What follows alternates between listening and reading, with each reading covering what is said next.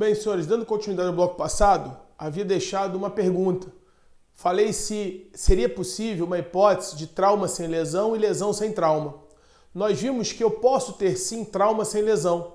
Citei inclusive o exemplo da minha mão funcionando como instrumento vulnerante, físico-mecânico, só que a energia cinética que ela transferiria para o meu antebraço, a borda ulnar, não seria suficiente para alterar o seu estado normal de funcionamento, a sua homeostasia. Logo, eu teria um trauma, mas não teria lesão. E a pergunta foi, e o contrário, André, se cair na prova, é possível uma lesão sem trauma? Senhores, um pouco mais à frente, nós vamos estudar as equimoses. Nós vamos começar a estudar as diversas hipóteses e espécies de lesões. São várias. Nós vamos estudar as principais, por óbvio, que caem na prova de medicina legal. E uma delas serão as equimoses. Então, a equimose é um extravasamento de sangue. O sangue extravasa, olha a palavra, extravasar. Se é extravasar, o sangue está fora dos vasos. Extravaso, extravasar. Então, o sangue extravasado, ele se infiltra nas malhas dos tecidos adjacentes à lesão e é visto por transparência de uma membrana, que normalmente é a pele. Nem sempre é a pele, mas normalmente é a pele. E essa mancha vista por transparência de uma membrana, que normalmente é a pele, chama-se equimose. É aquilo que o leigo chama de roxo. É aquilo que o leigo chama de hematoma. E o camarada tá cheio de hematoma, tá cheio de roxo. Tomou um soco no olho, tá com um hematoma no olho. Se hoje nós vamos ver que hematoma tem um outro conceito em medicina legal. Na verdade, essas pessoas querem fazer alusão àquilo que tecnicamente chama-se de equimose. Então a equimose, normalmente, nos livros de medicina legal, os livros vão dizer que elas são traumáticas. As equimoses são traumáticas. Por que seria uma equimose traumática? Olha a palavra, equimose traumática. Se ela é equimose traumática, ela vem de um trauma. Então, a equimose traumática vem de uma energia e nós já sabemos o que é trauma. Trauma é uma energia física, química, biológica ou mista que, quando transfere para o corpo, altera seu estado normal de funcionamento, causando lesão. Repare que eu falo isso assim e posso estar pensando aqui no jogo do Flamengo, no que eu vou comer quando acabar a gravação, ou seja, se eu vou dormir agora ou mais tarde, agora não estou gravando, né? Mas depois vai acabar ou não. Então eu falo isso pensando em 10 mil outras coisas, porque isso é automático.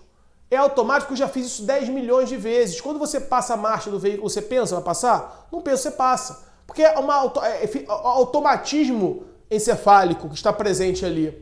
Isso é oriundo da repetição. Então, se você repetir, você vai falar 225 mil vezes.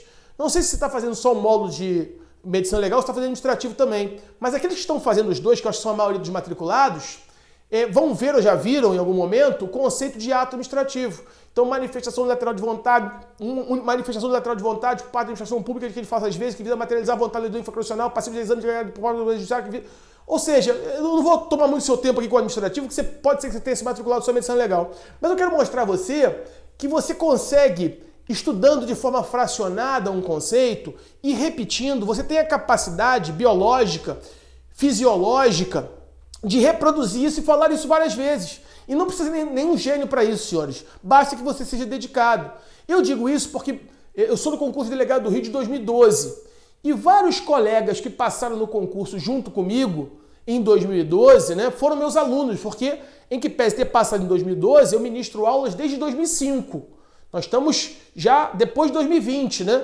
Porque esse ano praticamente já acabou. Então, de qualquer sorte, eu quero dizer aos senhores que vários colegas falam assim, André, aquele seu conceito de ato administrativo, que você divide em forma fracionada em 7 partes, eu memorizei aquilo, repeti 200 mil vezes, passei na prova oral com 10 ou 9 administrativo, porque eu repeti o conceito que você falou. Então assim, isso me faz melhor ou pior. Não, senhores, é só mostrar a você que falando, repetindo, decorando muitas vezes você tem que compreender, mas massificando aquele conceito, você vai chegar à prova e vai lembrar disso. E possivelmente, como está na massa do seu sangue, você vai conseguir acertar e vai lograr êxito. Aí o colega, André, eu queria dar cada pau aqui pagar o almoço para você, porque eu devo pagar minha aprovação a você. Eu falei, não deve nada a mim, irmão. Você deve, só me dar esse feedback, já é o maior pagamento que você pode me dar. Você deve a você mesmo, seu esforço, a toda a sua dedicação e só isso, mais nada. Então, eu já falei aqui, desde que estamos indo para o terceiro bloco, né, dessa primeira aula, E aí eu falei já várias vezes, né? Ou seja, que o trauma é uma energia física, química, biológica ou mista. Então, quanto mais você fala, ouve, escuta, e você está ouvindo agora e vai ficar falando, escrevendo, lendo, isso vai te facilitar. Eu já até me perdi aqui onde eu estava. Mas dizendo, falando das equimoses. Nas equimoses, elas são normalmente traumáticas. Então, eu tenho uma energia que vai atingir o corpo.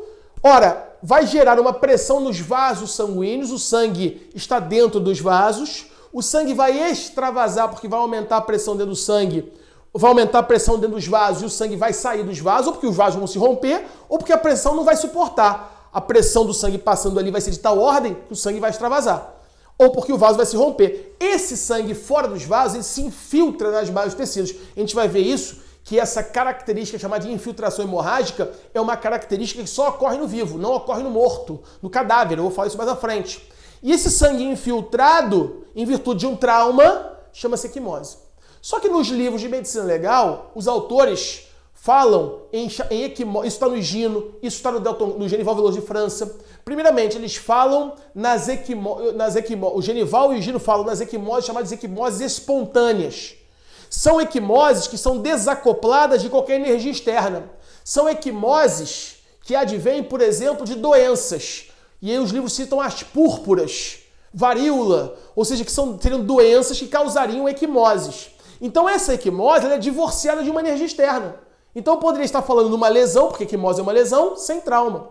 Há alguns autores, inclusive o Delton Cross, na página 307 do livro dele, ele fala em enquimose. Porque a gente vai ver, ao longo das aulas, né, que a palavra é equimose. A palavra é equimose. Equimose é gênero. Eu ainda vou explicar o que é mais à frente, não cheguei lá ainda.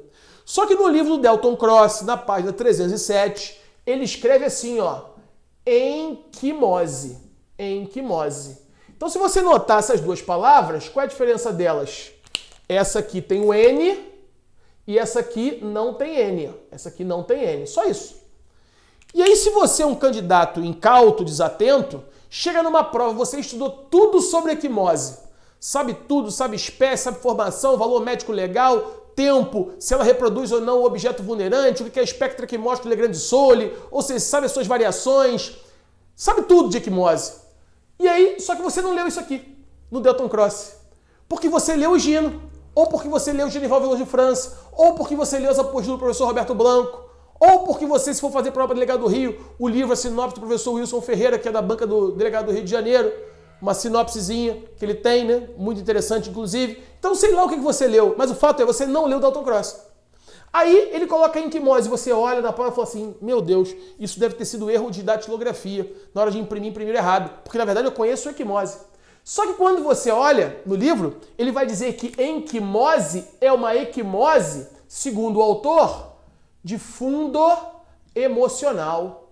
É uma equimose de fundo emocional. Ou seja, a pessoa tem uma perturbação qualquer no sistema límbico, que é o sistema que vai controlar as emoções no encéfalo, e essa alteração no sistema límbico, que controla as emoções, uma tristeza profunda, uma depressão, uma angústia, e isso vai gerar manchas pelo corpo, que são equimoses, extravasamentos. O sangue extravasa e se infiltra, ou seja, sem que tenha havido um trauma.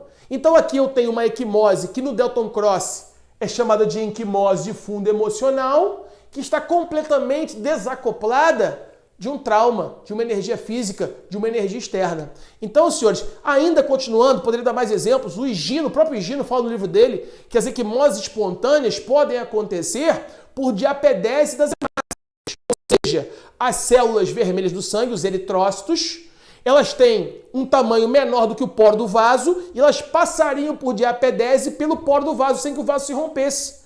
Então, o sangue extravasaria sem rompimento do vaso, sem aumento de pressão. O Higino chama isso de transporte por diapedese, gerando uma equimose espontânea. Não teve trauma. Então, no livro dele, te dei vários exemplos aqui de situações em que eu vou ter uma equimose que é uma lesão. Porque equimose é uma espécie de lesão, assim como a bossa sanguínea, a bossa serosa, a entorse, a luxação, a fratura, a rubefação. Tudo isso que eu falei aqui são hipóteses de lesões que a gente vai estudar. A escoriação, a arranhadura, esfoladura, esganadura. Ou seja, são espécies de lesão. A equimose é uma delas. Então eu acabei de mostrar para os senhores situações em que eu tenho na literatura equimoses desacopladas de trauma. Então eu posso ter trauma sem lesão? Posso, mas eu também posso ter lesão sem trauma. Mas a regra é que o trauma causa a lesão. Até aí tudo bem, senhores? Tranquilo? Dúvidas? Beleza. Nesse caminho, então, aí está o conceito de lesão, né? E aqui nós temos o artigo 129 do Código Penal, que você estuda e possivelmente essa altura do campeonato sabe muito mais do que eu, porque eu já parei de estudar penal desde que eu passei no concurso em 2012. Obviamente que eu sei de penal é para o meu trabalho, para o meu ofício como delegado, né? Mas o estudo aprofundado, como você faz, eu já não lembro mais nada. Então, lesão corporal, artigo 29, ofender a integridade corporal ou a saúde de outrem. Pena de 3 meses a 1 ano. Aí vem a lei e diz, lesão corporal de natureza grave. Note, a lei está falando a palavra lesão corporal. Então, o que é lesão corporal? Incapacidade para as ocupações habituais por mais de 30 dias. Tá bom. O camarada foi vítima de uma fratura no fêmur, que é o maior osso do corpo humano, porque alguém deu nele um chute. Um instrumento vulnerante, a perna, um chute, ação contundente, gerou uma fratura óssea na cabeça do fêmur. Essa fratura óssea na cabeça do fêmur fez com que ele ficasse inabilitado para as funções habituais por mais de 30 dias, diz o Código Penal. É uma lesão corporal de natureza grave. Então, eu só quero mostrar aos senhores, com esse slide, que a lei penal vai dizer que uma lesão corporal de natureza grave, quando ela gerar incapacidade para ocupações habituais por mais de 30 dias, que isso aqui é caracterizado como tipo penal incriminador, que tem como pena uma qualificadora da pena chamada de lesão corporal grave. Mas eu quero mostrar a você que a lei penal não explicou o que é lesão. Não explicou. Quem disse o que era lesão no exemplo fui eu. Eu que falei que era um agente vulnerante, no exemplo que eu acabei de criar. Um agente vulnerante, físico-mecânico, ação contundente, um chute na perna que atingiu o maior osso do corpo humano, que é o fêmur, causando uma fratura na cabeça do fêmur. Ponto. Que é uma secção óssea. Ponto. Quem descreveu isso foi a medicina legal. Então, às vezes, você fica perguntando assim, por que eu tenho que estudar medicina legal? O que isso tem a ver com o meu trabalho como delegado? Tem tudo a ver, senhores. Tem tudo a ver. Lá na frente, quando a gente chegar em sexologia forense, nós vamos estudar, por exemplo, o ímen, que é uma prega que delimita a entrada do canal vaginal. E aí tem várias classificações de ímen, como, por exemplo, o ímen complacente e o ímen não complacente. O ímen complacente é aquele cuja orla é pequena e o ósseo é grande. Ósseo é o buraco. A orla é o tamanho, é a área entre a borda fixa e a borda livre do ímen. Então, quando o ímen tem um ósseo grande e a orla pequena, esse ímen é classificado, a gente vai ver isso lá na frente, como ímen complacente. E aí, certa feita, eu estava trabalhando e chegou uma mãe dizendo que a menor estava sendo abusada pelo seu padrasto. Uma menor, uma infante de, se não me engano, 8, 9 anos. E aí eu fiz uma requisição de exame de corpo de delito para saber se aquela paciente era virgem ou não. Se ela tinha sofrido alguma moléstia sexual, alguma manobra que tinha gerado nela um desvirginamento. E o desvirginamento em medicina legal pode ser comprovado pericialmente de várias formas, como, por exemplo, através de roturas do ímen. A rotura do ímen em medicina legal é sinal de certeza de conjunção carnal. E o que eu queria procurar é saber se tinha rotura no ímen, se havia sinal recente de desvirginamento, se tinham roturas no ímen, se o ímen estava íntegro ou não. Aí mandei a paciente para a perícia do médico legal. Voltou a paciente. Laudo. Primeiro quesito do documento médico legal, a paciente é virgem? O perito respondeu, quesito prejudicado considerando o ímen complacente. Quesito prejudicado considerando o ímen complacente, estava escrito no laudo. Você imagine se eu não soubesse medicina legal, o que eu ia ter que fazer? Eu ia ter que pegar o telefone, ligar para o perito, seu perito, deixa eu escrever um negócio aqui, que é quesito prejudicado por ímen complacente. O senhor tem como dar uma pulinha aqui na delegacia para me dar uma aula de medicina legal? Porque eu não estou entendendo o que você quer dizer. Ela é virgem ou não é virgem? Então, quando ele escreve que a paciente, que o quesito, respondeu o quesito, a paciente é virgem, que ele não consegue tecnicamente dizer isso, mas não consegue por quê? Porque o ímen é assim, ó. Nesse caso, o ímen tem uma orla pequenininha, a orla pequena, e o ósteo, que é esse buraco, que delimita do ímen para dentro é canal vaginal. Então, como a orla é muito curta, se um pênis passar por aqui, essa orla não vai sofrer uma lesão chamada de rotura. Rotura do ímen é sinal em medicina legal de certeza de conjunção carnal. E se houve conjunção carnal, artigo 217-A do Código Penal, é uma elementar do crime de estupro. E aquela alegação que a mãe fazia acerca daquele caso, dizendo que o seu padrasto tinha molestado a filha dela, minimamente haveria elementos técnicos e indiciários para sustentar um indiciamento no inquérito policial que foi instaurado para apurar esse tipo de delito. Mas para isso, repare bem, eu precisei da medicina legal. Eu precisei saber o que é ósteo, o que é orla, borda livre, borda fixa, orla. Eu preciso saber o que é rotura do ímen. Eu preciso saber que isso é um sinal de certeza de conjunção carnal. Eu preciso saber que rotura do ímen, sendo conjunção carnal, é elementar do crime de estupro. Tudo isso para chegar ao exercício daquela função de delegado de polícia. Então, senhores, aqui não há peças no xadrez, no dominó, que não sejam importantes. Tudo aqui está interligado. A gente vai ver ao longo das aulas que tem estreita ligação entre o direito administrativo, o processo penal, o direito constitucional, a medicina legal, o direito civil, certas vezes. E aí você não entende por que eu tenho que estudar isso tudo. E aí quando você está há anos estudando, já há algum tempo, pelo menos tem a maturidade jurídica, você percebe que as questões são multidisciplinares, que eu consigo flutuar em administrativo, entendendo que o inquérito policial é um procedimento administrativo sigiloso, através do qual eu vou procurar autoria e materialidade de um fato criminoso para servir de elemento de informação, de exploração penal, iniciar a ação criminal. Ou seja, eu vou entender que lá na lei de processo administrativo, a lei 9784 de 99, que lá no artigo 5º diz que o processo administrativo, que a autoridade administrativa, que o processo administrativo, uma das suas características é a discricionariedade. Ou seja, processo, conjunto de atos voltados para frente, visa a prática do ato final, que não se confunde com o procedimento, que é o encadeamento dos atos.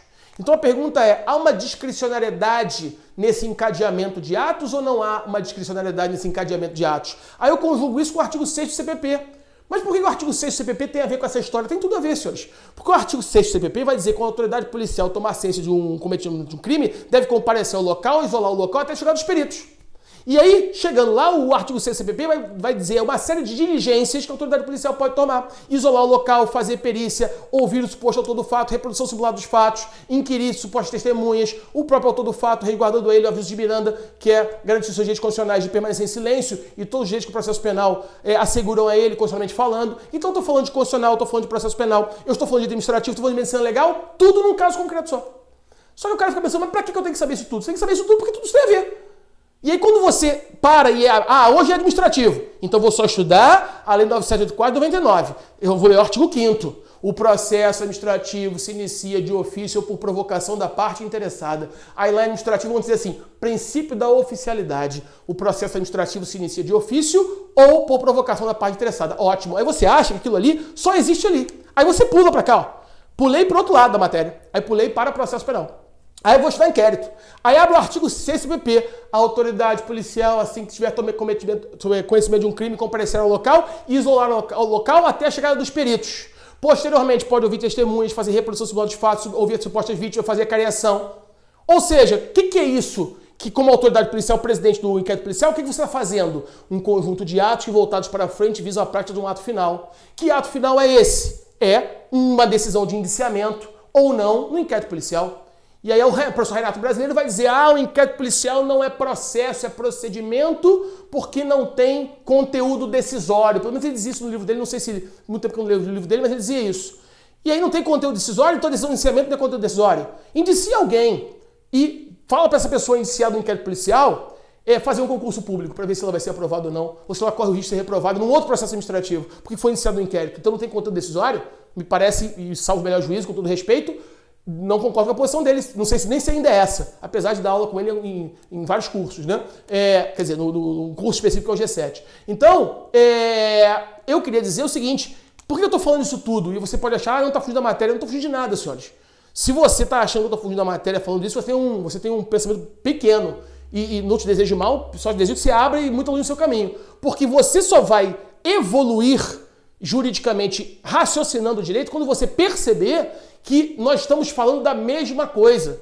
Só estamos fazendo uma divisão em compartimentos chamados de matérias para que você tenha a melhor capacidade de compreender. Só que quando você compreende isoladamente, uma hora te dá um estalo assim, você pensa, porra, mas isso tem a ver com aquilo. Então, ele está falando de medicina legal, mas está falando de processo penal, mas está falando de administrativo, mas está falando de aviso de Miranda, que é de direito constitucional, com processo penal. Ou seja, senhores, não é que, então você é muito bom, muito ruim. Não, não é ser muito bom, muito ruim, não, senhores. Aqui não é questão de genialidade, é que é questão de você estar antenado, entender os institutos e saber que alguma hora eles vão se ligar. Não precisa ser nenhum gênio para isso. Você só precisa saber se esforçar, que você vai conseguir chegar a esse tipo de conclusão. Mas voltando para cá, já não sei nem porque eu falei isso tudo. Para mostrar a você que quando a lei fala em lesão no 129, não é o direito penal que vai dizer o que é lesão. Quem vai dizer o que é lesão é a medicina legal. E a medicina legal vai dizer, olha, houve rotura do ímen.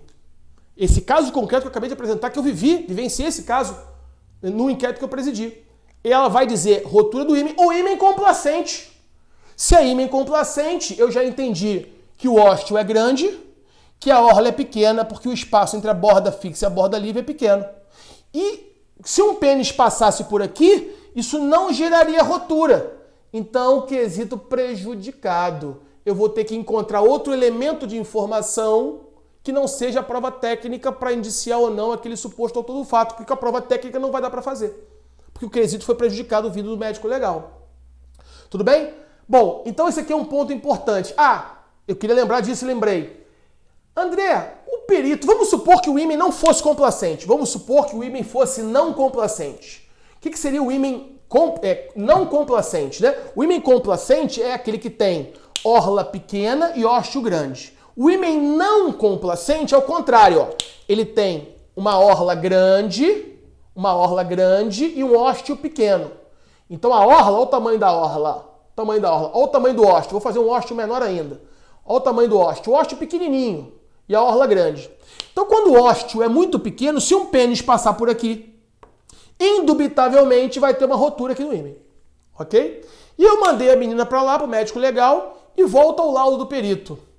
A sinal, olha o quesito, a sinal de desvirginamento recente, aí o perito responderia, sim, há sinal de desvirginamento recente. 2. Qual é o instrumento / ação que pode ter causado o desvirginamento? Ou que comprova a resposta do quesito anterior. Aí ele vai dizer o seguinte, ó, rotura do ímen às 6 horas. Rotura do ímen às 6 horas. Aí o incauto pega isso aqui e fala assim, ó, então tem a rotura do ímen aqui, ó. Então aqui meia-noite, 3 horas, 6 horas, 9 horas. Então o laudo volta assim, rotura do ímen às 6 horas, segundo o relógio do laca-sangue. Aí o incauto pega assim, ô seu perito, o senhor mandou dizer aqui que a menina teve uma rotura às 6 horas, mas 6 horas da manhã ela disse que ela não estava em casa. O perito vai começar a rir da sua cara. Porque você está falando uma maluquice, você não estudou medicina legal. Porque rotura, tem algo que a gente vai estudar lá na frente, lá em sexologia forense, que é o relógio laca-sangue. E o relógio laca-sangue foi um perito, ele dividiu o ímen como se fossem os ponteiros de um relógio. Em 12, 1, 2, 3, 4, 5, 6, 7, 8, 9, 10, 11, 12. E se ele diz que a rotura é às 6 horas, significa que topograficamente essa lesão chamada de rotura está na área do ímen que corresponderia ao relógio às 6 horas. Então, na verdade, ele está me dizendo onde está a lesão. E ele diz, então, que essa é uma rotura com bordas equimosadas. Então, se é uma rotura com bordas equimosadas, é porque há sinal de desvirginamento recente. Por quê? Porque aquelas bordas da lesão ainda apresentam uma equimose, que é uma infiltração de sangue. Isso demonstra que, primeiramente, a lesão foi feita em vida, a paciente está viva, mas que a lesão é recente. Então, há sinais de desvirginamento recente. Logo, senhores, quanto conhecimento numa questão só. Quantos pontos da matéria eu poderia falar aqui, ó, estou falando numa só questão de traumatologia forense, porque eu estou falando de equimose. Eu estou falando de rotura, que pode ser uma lesão incisa, porque pode ter cortado aquela lesão, ainda que o pênis não seja um instrumento cortante ou pérfuro cortante, seria um instrumento contundente se foi um pênis que passou por ali, mas ele pode ter gerado ali uma lesão dilacerante. Até em classificação de lesão dilacerante, a gente vai ver que alguns autores vão dizer que sim, o Genival Veloso de França diz que não. O professor Wilson Ferreira, no livro dele, repete o que o Genival Veloso de França disse. Então, provas do Rio de Janeiro, que esse examinador esteja na banca, teria que seguir não só o Genival, como o livro do professor Wilson Ferreira, porque ele cita o Genival Veloso de França, foi uma questão que caiu em Minas. Eu vou falar daqui a pouco, mais à frente. Né? Mas, de qualquer maneira, eu estou falando de traumatologia forense, eu estou falando de sexologia forense, eu falei de laudo, eu poderia estar falando de documentos médicos legais, tudo numa mesma questão. Então, a gente vai estudar medicina legal aqui, estamos começando, de forma compartimentada. Sim, mas você precisa entender que isso é o início da história. Espera-se que ao final, quando você já tiver calejado do estudo, já tiver entendido os institutos, que você consiga perceber que essa divisão aqui é meramente acadêmica. Porque no mundo pragmático, quando você estiver num plantão na sua delegacia, meia-noite, com 10 flagrantes para você examinar, vítima chorando, pessoa morta, a mãe sofrendo, não sei quem desapareceu, o policial passando mal, aquele feijoada danada que a gente fala na polícia, né? Quando você estiver vivendo isso, você vai ter que se virar e vai ter que entender que o mundo teórico nem sempre vai se repetir no mundo prático conforme os livros te apresentam. Haverá situações em que você não vai encontrar soluções nos livros de penal e processo penal.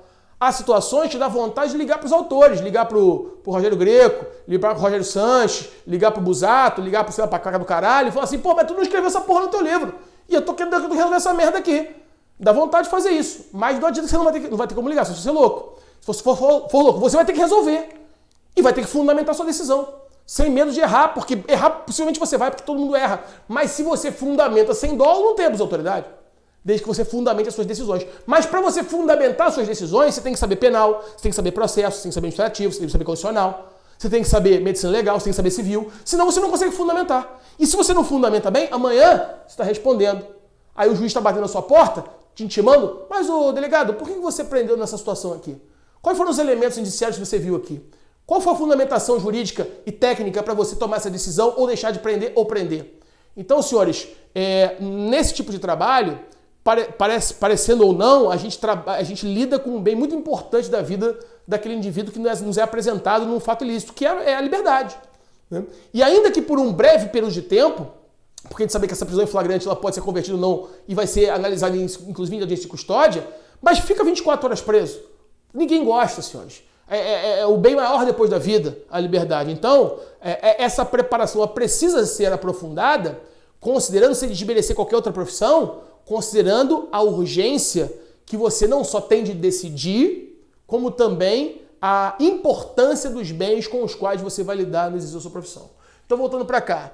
Aceleração do parto. Quem vai dizer o que é aceleração do parto? É o médico legal, é o médico legista. Agora, o médico legista, e aí eu vou terminando esse bloco, ele pode examinar o dolo daquela lesão. Você citou o exemplo do ímen complacente, né? Do ímen não complacente. Aí veio uma rotura do ímen às 6 horas. Aí o perito coloca assim no laudo, né? Conclusão, que é uma das partes do documento médico legal. Conclusão, estupro. Conclusão, estupro. Poderia o perito fazer isso?